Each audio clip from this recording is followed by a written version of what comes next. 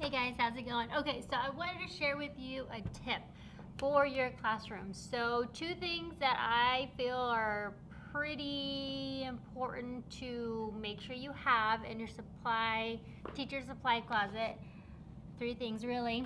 A laminating machine, a paper cutter, and of course the laminating pouches.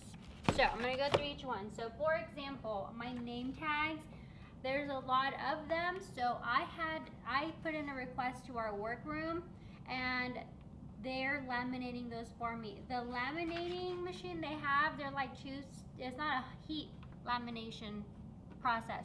It's a cold laminating, so it's two sticky sheets and then they just sandwich it together when they feed it through the machine. This one, I love that because the paper, I love and don't love. The paper for that is, it picks up more lint and stuff when you slide it across something. It's a little bit harder to keep clean, but it's nice. And it doesn't, like if you cut it right up the edge of the page, it doesn't like split open over time because it's just heat pressed on there. The two plastics that are sandwiching the paper in the middle or the document or whatnot are fused together by melting with the heat laminating, and with the cold laminating, it's just a sticker. It sticks. You know, so that's like a cold type of situation. So,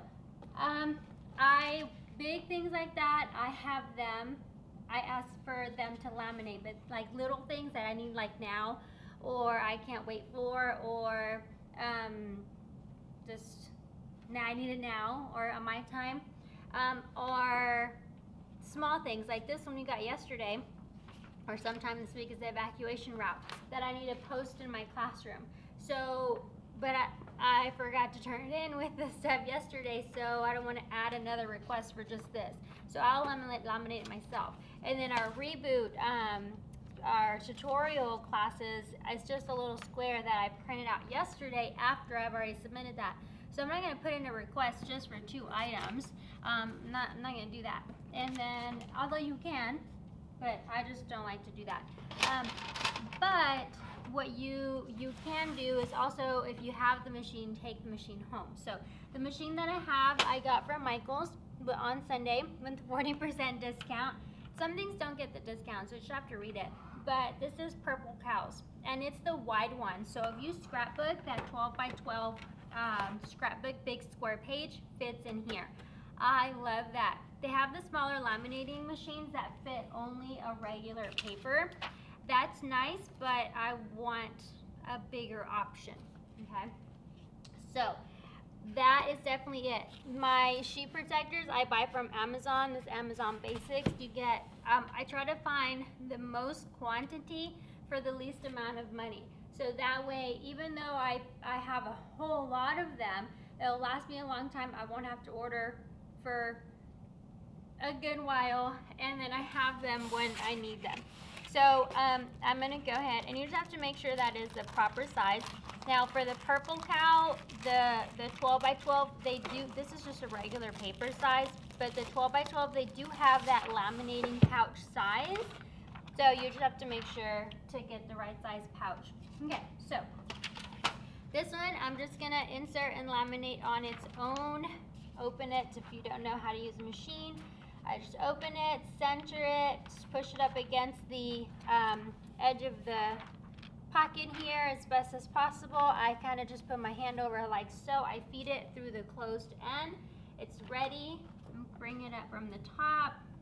It catches it and it's coming out. I just have to make sure that it does not get caught on this lip. So sometimes the pages bend because of the heat or something, or just get caught. If the laminating machine gets old after a while, if you've dropped it or things like that, then it's not straight out here on the exit point. So you just have to make sure the paper doesn't get stuck, because if it gets stuck, then it's gonna like get a little accordion shape and it's gonna stuck inside your machine. Then you gotta pull it apart, fix it, or buy a new one, whatever. So that is gonna roll out on its own. So so that machine is definitely something to have. The next thing is a paper cutter. So this is the, what is it, Friskers.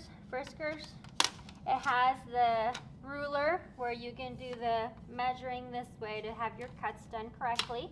It has the like a guitar string per se in the middle, so you can see that's exactly where your line is going to be when you're cutting. And it has the blade. The blades, definitely always buy extra blades. Super important to buy extra blades because, oh, these blades, when they get dull, no bueno. You don't get nice clean cuts on your pages. I always just push it straight up to the top and get myself nice cuts. So whenever I'm working on projects, if I need to, because there's paper cutters maybe on your campus and things like that, but if I need to take something home, those things are not portable. I can't take that with me. But if I have my own tools, and don't leave it in there too much because I forgot about it, but then the paper curls.